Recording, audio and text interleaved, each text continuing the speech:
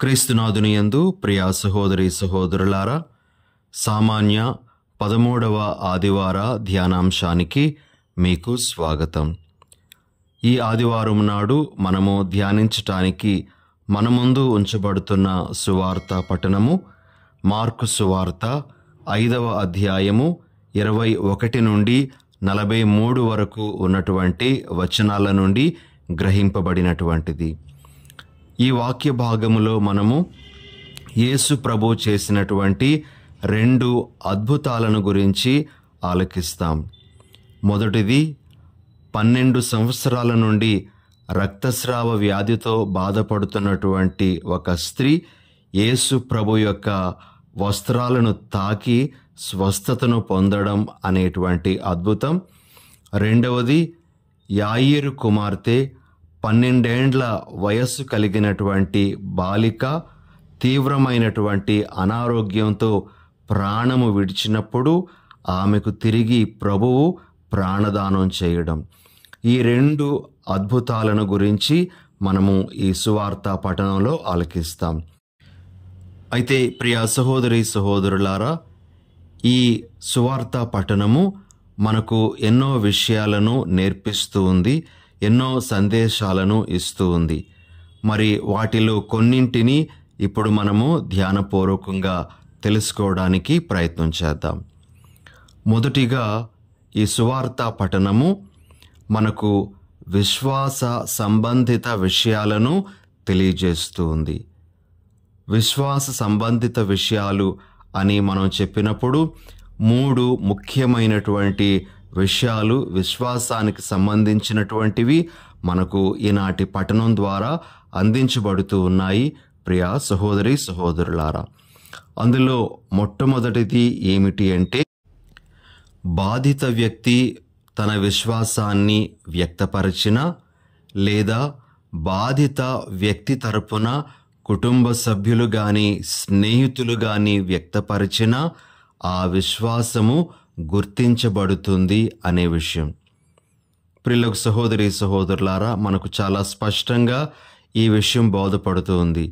బాధిత వ్యక్తి అని మనం చెప్పినప్పుడు ఈనాటి సువార్త పఠనంలో 12 ఏండ్ల నుండి రక్తస్రావంతో బాధపడుతున్నటువంటి వ్యక్తి, ఆమె తన యొక్క విశ్వాసాన్ని ప్రభు దగ్గరకు వచ్చి అతని యొక్క వస్త్రాలను తాకడంలో తనకు స్వస్థత చేకూరుతుంది అనే విషయంలో వ్యక్తం చేసింది.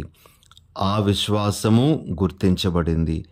అదేవిధంగా బాధిత వ్యక్తి తరపున యాయీరు తన కుమార్తె తరపున ప్రభు దగ్గరకు వచ్చి తన కుమార్తె ప్రాణాపాయ స్థితిలో ఉందని ప్రభువుని తన ఇంటికి ఆహ్వానించాడు. తన కుమార్తె తరపున విశ్వాసముతో యాయీరు ప్రార్థన చేశాడు. కాబట్టి ప్రియా సహోదరి సహోదరులారా, విశ్వాసం అనేటువంటిది అవసరంలో ఉండేటువంటి వారు వ్యక్తపరిచిన, అవసరంలో ఉండేటువంటి వారి తరపున ఇంకెవరైనా వ్యక్తపరిచిన ఆ విశ్వాసము గుర్తించబడుతుంది. ఆ యొక్క విశ్వాసం అనేటువంటిది దీవించబడుతుంది అనే విషయము మొదటిగా విశ్వాసానికి సంబంధించి మనము తెలుసుకోవాలి.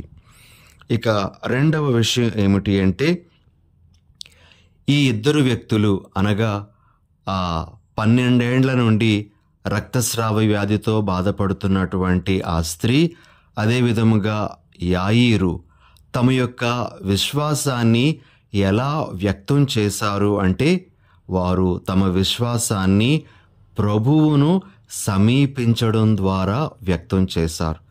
ఇది చాలా చాలా ముఖ్యమైనటువంటి విషయం ప్రియా సహోదరి సహోదరులారా. విశ్వాసము అనేటువంటిది ప్రభువును సమీపించడంలో, ప్రభువు దగ్గరకు రావడంలో, ప్రభువుతో సాన్నిహిత్యం ఏర్పాటు చేసుకోవడంలో వ్యక్తమవుతూ ఉంది అనే విషయాన్ని మనం గుర్తించాలి. ఆ ఇరువురు ప్రభువు దగ్గరకు రావడం అనేటువంటిది మనం ఇక్కడ గమనిస్తూ ఉన్నాం. మరి యాయీరు వచ్చి ప్రభు పాదముల మీద పడ్డారు అని ఈనాటి సువార్త పఠనము మార్కు సువార్త 5వ అధ్యాయము 22వ వచనంలో మనం చూస్తాం. అదేవిధంగా ఆ స్త్రీ యేసు ప్రభు యొక్క వస్త్రాన్ని తాకడంలో తన యొక్క విశ్వాసాన్ని వ్యక్తం చేస్తూ ఉంది. మార్కు సువార్త 5వ అధ్యాయము 28వ వచనంలో మనము ఈ విషయాన్ని గమనిస్తాం. ప్రియ సహోదరి సహోదరులారా, మన విశ్వాసాన్ని వ్యక్తపరచటానికి మనము ప్రభువుతో సాన్నిహిత్యం ఏర్పాటు చేసుకోవాలి. ప్రభువు దగ్గరకు రావాలి. మనము ఆలయానికి వెళ్ళాలి. మనము ప్రార్థనకు సమయాన్ని ఇవ్వాలి. ఇవన్నీ కూడా మనము ప్రభువు దగ్గరకు వచ్చేటువంటి సందర్భాలుగా మనము గుర్తించాలి. కాబట్టి మన విశ్వాసము ఆ ఇద్దరు వ్యక్తుల వలనే ప్రభువును సమీపించటంలో వ్యక్తపరచాలి అనేది రెండవ విశ్వాస సంబంధిత విషయంగా ఈరోజు ప్రభు మనకు తెలియజేస్తూ ఉన్నారు. ఇక మూడవ విషయం విశ్వాసానికి సంబంధించింది. ఈనాటి సువార్త పఠనము మనకు బోధిస్తున్నటువంటిది ఏమిటి అంటే, విశ్వాసము ఎంత మోతాదులో ఉన్నప్పటికీ కూడా అది దీవించబడుతుంది అని. యాయీరు విశ్వాసము బట్టి అతడు ఏ విధంగా దీవించబడ్డాడు అంటే, మొదటిగా ప్రభువు అతనికి ధైర్యాన్ని ఇచ్చారు. అది ఒక దీవెన. తరువాత తన కుమార్తెకు ప్రాణదానం చేశారు. తద్వారా వారి కుటుంబాలను సంతోషంతో నింపారు. ఇది ప్రభువు వారి యొక్క విశ్వాసానికి ఇచ్చినటువంటి దీవెన. మరి ఆ రక్తస్రావ రోగికి ప్రభు ఇచ్చినటువంటి దీవెన ఏమిటి అంటే, మొట్టమొదటిగా శారీరక స్వస్థత అనేటువంటి దీవెన ఇచ్చారు.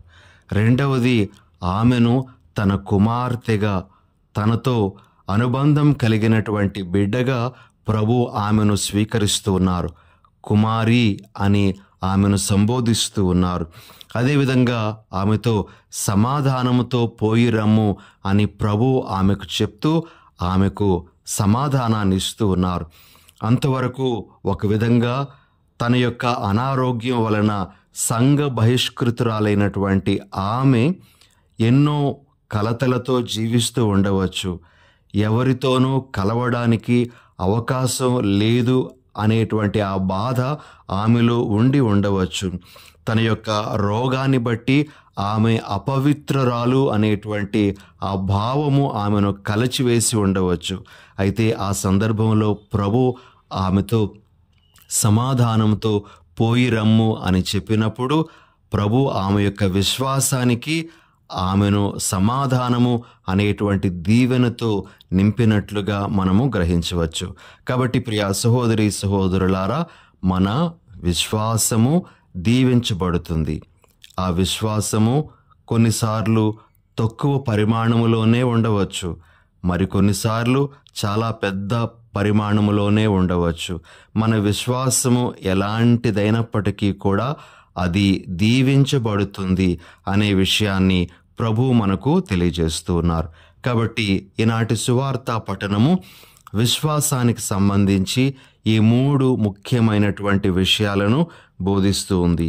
మొదటిగా, విశ్వాసము ఎవరిలో కనబడినా సరే అది గుర్తించబడుతుంది. రెండవది, విశ్వాసము మనము ప్రభువుని సమీపించడంలో ఇంకా పూర్తిగా వ్యక్తమవుతూ ఉంది అనే విషయం. మూడవది, మన విశ్వాసము ఎంత మోతాదులో ఉన్నప్పటికీ కూడా అది దీవించబడుతుంది అని మనం గ్రహించాలి.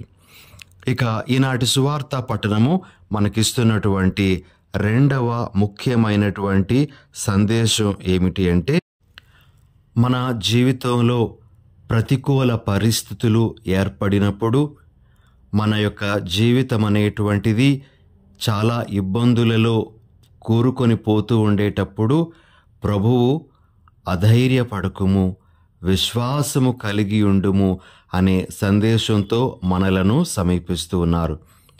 యాయీరు తన కుమార్తె మరణించింది అనేటువంటి ఆ వార్త విన్నప్పుడు అతడు కూడా కృంగిపోయి ఉండవచ్చు. ప్రభు అతడితో అధైర్యపడద్దు, విశ్వాసము కలిగి ఉండు అనేటువంటి విధంగా మాట్లాడి అతనిని బలపరచారు. ప్రియ సహోదరి సహోదరులారా, మనము కూడా కొన్నిసార్లు తీవ్రమైనటువంటి అనారోగ్య పరిస్థితులు మనకు కానీ మన కుటుంబ సభ్యులకు కానీ వచ్చినప్పుడు నిరాశలోనికి వెళ్ళిపోయే పరిస్థితి ఉంటుంది. లేదా మన ఆర్థిక పరిస్థితులు ఏమాత్రము బాగుపడనప్పుడు నిరాశలోనికి మనం వెళ్ళిపోతూ ఉంటాం. మన కుటుంబంలో మనకు కావలసినటువంటి వారితో మన బంధుత్వం అనేటువంటిది చెడిపోతూ ఉండేటప్పుడు, వారితో మనకు ఉండేటువంటి ఆ అనుబంధం అనేటువంటిది తెగిపోతూ ఉండేటప్పుడు మనము కూడా నైరాశ్యంలోనికి కొన్నిసార్లు వెళ్ళే పరిస్థితి ఏర్పడవచ్చు. లేదా మనం చేపట్టేటువంటి ఏ పనిలో కూడా మనకి విజయము చేకూరనప్పుడు, మనము ఏ విధంగానూ అభివృద్ధిలోనికి రాలేకపోతున్నప్పుడు కూడా నిరాశ పరిస్థితులు మనలను ఆవహిస్తూ ఉండవచ్చు. లేదా మనం కోరుకున్నటువంటి దీవెనలు మన బిడ్డల గురించి కానీ, మన కుటుంబం గురించి కానీ, ఇక దేని విషయమైనా సరే మనం కోరుకుంటున్నటువంటి దీవెనలు న్యాయబద్ధమైనటువంటి దీవెనలు కూడా అయి ఉండవచ్చు. కొన్నిసార్లు అవి జరగకపోయినప్పుడు, అవి మనకు ప్రసాదించబడకపోయినప్పుడు మనము నిరాశలోనికి వెళ్ళిపోయే సందర్భాలు ఉండవచ్చు. లేదా ఈ ప్రస్తుత పరిస్థితులలో వేదహింసలు చెలరేగి క్రైస్తవులుగా ఉండేటువంటి వారికి అనేకమైనటువంటి ఇబ్బందులు, కష్టాలు కొని వచ్చేటువంటి సందర్భాలు కావచ్చు. ఇటువంటి పరిస్థితులలో ప్రభు మనలను సమీపిస్తూ మనకిస్తున్నటువంటి సందేశం ఏమిటి అంటే, అధైర్యపడవద్దు, భయపడవద్దు, విశ్వాసాన్ని కలిగి ఉండు. నీవు నీ విశ్వాసంతో ఈ అన్ని పరిస్థితుల నుండి బయటపడగలవు. నీ యొక్క విశ్వాసాన్ని బట్టి నీకు విజయం చేకూరుతుంది. నీ విశ్వాసంలో నువ్వు ఏమాత్రము వెనుకంజ వేయవద్దు. నీ విశ్వాసాన్ని ఇంకా పటిష్టపరుచుకోవడానికే ప్రయత్నం చేయగాని నీ విశ్వాసంలో ఆయా సమయాలలో దిగజారిపోవద్దు అని ప్రభు మనకు తెలియజేస్తున్నారు. ప్రియ సహోదరి సహోదరులారా, ఈ సందర్భంలో యోబు జీవితాన్ని మనము ఒక్కసారి పరిశీలిద్దాం. మనము యోబు గ్రంథంలో 2వ అధ్యాయము 9-10 వచనాలలో మనము ఈ విధంగా వింటాం. యోబు భార్య యోబు దగ్గరకు వచ్చి ఈ విధంగా ఉంటుంది: నీవింకను దోషరహితుడుగానే ఉన్నావు కదా, ఇప్పుడు దేవుని శపించి మరణించు అని చెప్తుంది. కానీ యోబు, నీవు వట్టి తెలివి తక్కువ స్త్రీల వలె మాట్లాడుచున్నావు. దేవుడు మనకు శుభములు దయచేసినప్పుడు స్వీకరించితిమి, మరి కీడులను పంపినప్పుడు స్వీకరింపవలదా అనెను. ఇన్ని దురదృష్టములు వాటిల్లినను యోబు దేవుని దూషింపలేదు. ఇది ప్రియ సహోదరి సహోదరులారా స్థిరమైనటువంటి విశ్వాసం, అధైర్యపడకుండా ఉండడం. ఎన్ని ప్రతికూల పరిస్థితులు మనము ఎదుర్కోవలసి వచ్చినా సరే మన విశ్వాసము సడలని విశ్వాసంలా ఉండాలి అని ప్రభు మనకు తెలియజేస్తూ ఉన్నారు. ప్రభువే స్వయంగా చెప్తున్నారు, అధైర్యపడవద్దు, విశ్వాసము కలిగి ఉండు అని. కాబట్టి ఈరోజు ప్రభు మన ఒక్కొక్కరితో మాట్లాడుతూ ఉన్నారేమో. మనకున్నటువంటి ఆ జీవిత పరిస్థితులను బట్టి మనం నిరాశలోనికి వెళ్ళిపోతూ ఉంటే అధైర్యపడవద్దు, విశ్వాసంతో జీవించు. నీ విశ్వాసమే నిన్ను కాపాడుతుంది, నిన్ను లేవనెత్తుతూ ఉంది అని ప్రభు మనకు ధైర్యాన్ని ఇస్తూ ఉన్నారు. కాబట్టి ప్రియ సహోదరి సహోదరులారా, ఈనాటి సువార్త పఠనము మనము అధైర్యపడవద్దు అనేటువంటి విషయాన్ని మనకు తెలియజేస్తూ మనకు కావలసినటువంటి ఊరటను ఇస్తూ ఉంది. ఇక 3వ విషయము, ఈనాటి సువార్త పఠనం నుండి మనము గ్రహించాల్సినటువంటిది ఏమిటి అంటే, మనము జక్కయ్య గురించి లూకా సువార్త 19వ అధ్యాయంలో ఆలకిస్తాం. మనకు జక్కయ్య గురించినటువంటి ఆ విషయాలు పూర్తిగా తెలుసు. అయితే ఒక చిన్న కథ జక్కయ్య గురించి ప్రాచుర్యంలో ఉంది. అది బైబిల్లో లేదు, కానీ బయట చెప్పుకోబడుతున్నటువంటి ఒక కథ. అదేమిటి అంటే, జక్కయ్య మారు మనస్సు పొందిన తరువాత మరి యేసు ప్రభు తన ఇంటికి వచ్చి నీ ఇంటికి రక్షణ వచ్చింది అని చెప్పి వెళ్ళిన తర్వాత జక్కయ్య ప్రతిరోజు ఉదయాన్నే లేచి బయటికి ఎక్కడికో వెళ్తూ ఉండేవాడట. తనతో పాటు ఒక నీళ్ల కుండను కూడా అతడు తీసుకొని వెళ్తూ ఉండేవాడట. మరలా ఒక గంట పోయిన తర్వాత ఇంటికి చేరుకుంటూ ఉండేవాడు. ఒకరోజు అతని భార్యకు ఇతడు ప్రతిరోజు ఎక్కడికి వెళ్తూ ఉన్నాడు, ఏం చేస్తున్నాడు అని చూడాలనిపించి జక్కయ్య వెనుకగా వెళ్ళింది. జక్కయ్య ఆ నీళ్ల కుండను సరాసరి వాళ్ళ ఊరిలో ఉండేటువంటి ఒక బావి దగ్గరకు తీసుకుని వెళ్ళి ఆ కుండను నీళ్లతో నింపి యేసు ప్రభు తనకు ఎక్కడైతే కనబడ్డారో ఆ చెట్టు దగ్గరకు వెళ్ళి ఆ చెట్టు ఉన్నటువంటి ఆ పరిసరాలన్నీ కూడా శుభ్రం చేసి తాను తీసుకొని వచ్చినటువంటి ఆ నీటిని చెట్టుకు పోసి మరి ఆ చెట్టును ఆలింగనం చేసుకొని తిరిగి ఇంటికి వెళ్ళడం భార్య గమనిస్తుంది. వెంటనే అడుగుతుంది, ఏంటి మీరు ప్రతిరోజు ఈ చెట్టు దగ్గరకు వస్తూ ఉన్నారా? ఈ చెట్టుకు నీళ్లు పోసి తిరిగి ఇంటికి వెళ్తున్నారా? మరి ఆ చెట్టును ఎందుకు ఆ విధంగా హత్తుకుంటున్నారు అని అడిగినప్పుడు జక్కయ్య చాలా సంతోషంతో చెప్పినటువంటి మాట ఏమిటి అంటే, ఇదిగో ఇక్కడే నన్ను ప్రేమించిన నా యేసుని నేను చూశాను అని. ప్రియులకు సహోదరి సహోదరులారా, బహుశా ఆ 12 సంవత్సరాల నుండి రక్తస్రావంతో బాధపడుతున్నటువంటి ఆ స్త్రీ కానీ లేదా ప్రాణదానం చేయబడినటువంటి ఆ బాలిక కానీ తమ జీవితాంతం వరకు కూడా వారికి ఎక్కడైతే స్వస్థత వచ్చిందో లేదా ఎక్కడైతే ఆ ప్రాణదానం చేయబడిందో ఆ స్థలాన్ని తమ మిత్రులకు కానీ తమ కుటుంబ సభ్యులకు కానీ ఇక ఎవరు పరిచయమైనా సరే వారందరికీ చూపిస్తూ వారు సంతోషపడి ఉండేవారేమో. మనము ఈరోజు గమనించాల్సినటువంటి విషయం ఏమిటి అంటే, మనము కూడా ఆ ప్రభువును కలుసుకున్నటువంటి సమయము కానీ సందర్భము కానీ స్థలము కానీ ఉందా అనే విషయాన్ని ఒక్కసారి గుర్తించాలి ప్రియ సహోదరి సహోదరులారా.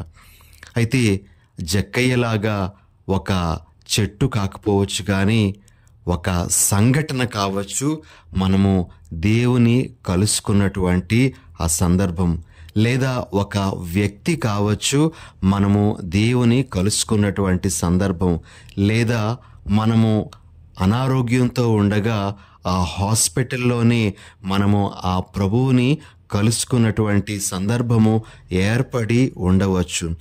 మనము మనలను ప్రేమించి మన దగ్గరకు ఆయా సంఘటనల ద్వారా ఆయా వ్యక్తుల ద్వారా ప్రభువు వచ్చి ఉండగా మరి ఆ విషయాన్ని జ్ఞాపకం చేసుకుంటూ ఉన్నామా? ఆ విషయమై మనము ఇతరులకు సంతోషంతో చెప్పగలుగుతూ ఉన్నామా? మన దైవానుభూతిని ఇతరులకు మనము ఎరిగించగలుగుతూ ఉన్నామా అనే విషయాన్ని ఈరోజు ఒక్కసారి పరిశీలించుకోవాలి. ప్రతి ఒక్కరి జీవితంలో దేవుని హస్తస్పర్శ అనేటువంటిది తప్పనిసరిగా ఉంటూనే ఉంటుంది. ప్రియ సహోదరి సహోదరులారా, వారు అనుభవించినటువంటి ఆ హస్తస్పర్శ, ఆ 12 ఏండ్ల రక్తస్రావ రోగి కానీ లేకపోతే ఆ బాలిక కానీ వారు తమ జీవితంలో ఎప్పుడూ మరిచిపోలేదు. దానిని వారు ఇతరులకు తెలియజేస్తూ ఎంతో సంతోషాన్ని అనుభూతి చెంది ఉండవచ్చు. మరి మనం కూడా ఆ అనుభూతికి లోనైనటువంటి మనము, ఆ ప్రభు యొక్క హస్తస్పర్శను పొందినటువంటి మనము కూడా ఆ విధంగా ప్రభువు గురించి చెప్పగలుగుతూ ఉన్నామా?